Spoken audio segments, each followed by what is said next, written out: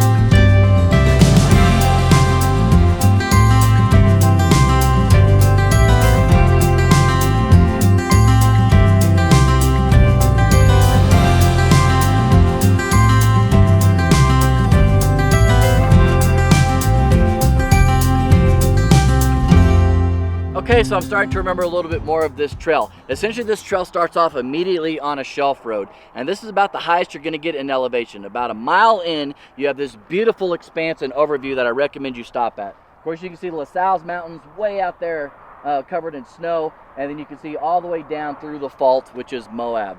Down here is Highway 136, I believe. I remember driving that a long time ago, wondering what was past those red bluffs, and this trail is going to show you what's past those red bluffs. This is a really good spot to stop, stretch your legs for a quick second, take a picture, whatever you want to do, because you're not going to be any higher than this on this trail. From here, we're actually going to start dropping elevation pretty quickly, and that's going to take us all the way out to the Gemini Bridges rock formation. I can't remember what is after this between here and the rock formation, so I guess we will all go see together. All right.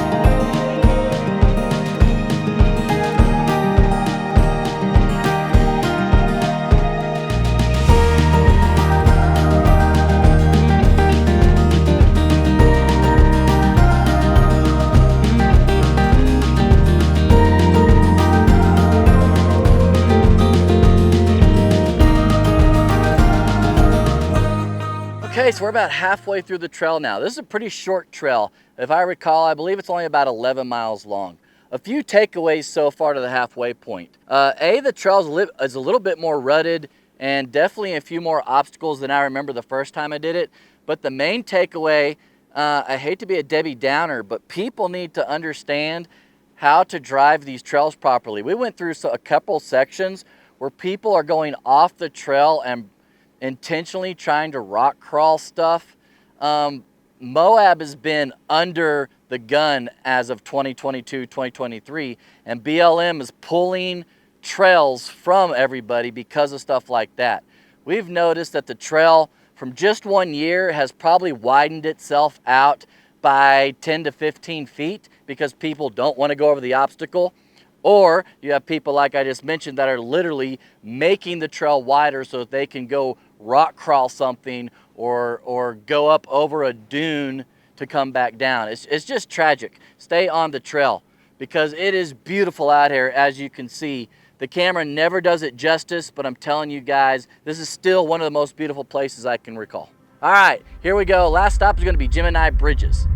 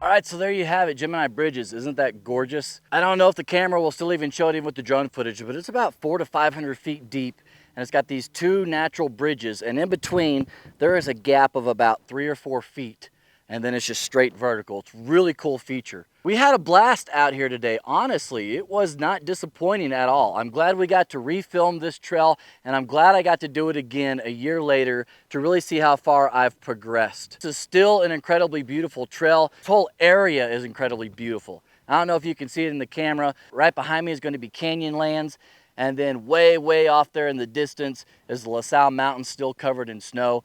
You may be able to see some rain out there. We have some rain coming in this way, so I probably got about 5 minutes to get this done, which will be great for everybody because then you can move on to the next video. All right, let's get to the reviews. Obviously, we do fun, fear, technical, and scenery. For fun, like I just said, it was a fun trail. I was not bored with this trail at all. You're kind of out there doing the Moab thing. It's nothing crazy that's going to jump up and bite you. You can just have fun enjoying the scenery, yet still have a little bit of challenging stuff to drive. So for fun, solid 3.5.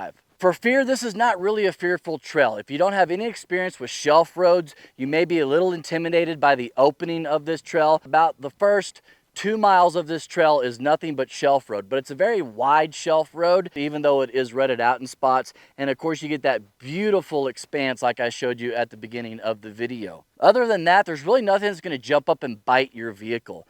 There are several different kind of rock garden, obstacle, slick rock things that you got to navigate. There's a couple of washes, and I did notice that the trail is a little bit more beat up than I remember it being the first time I did it. That being said though, because you are exposed at the beginning of the trail, but other than that, everything's pretty mundane, it'll get a fear level of 2.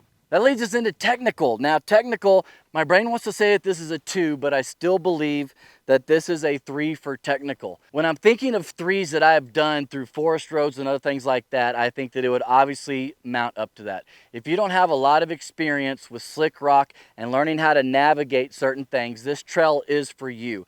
And while it may be a little intimidating at first because you're looking at something, you know, that is 7 feet tall, really, once you put your tires on it and drive up it, you realize that it's not much of anything. So I'm still gonna stand where I believe I stood the first video I ever did. I'm gonna say this is a technical rating of 3. That leads us into scenery. If you've never been to Moab, Utah, you are missing out.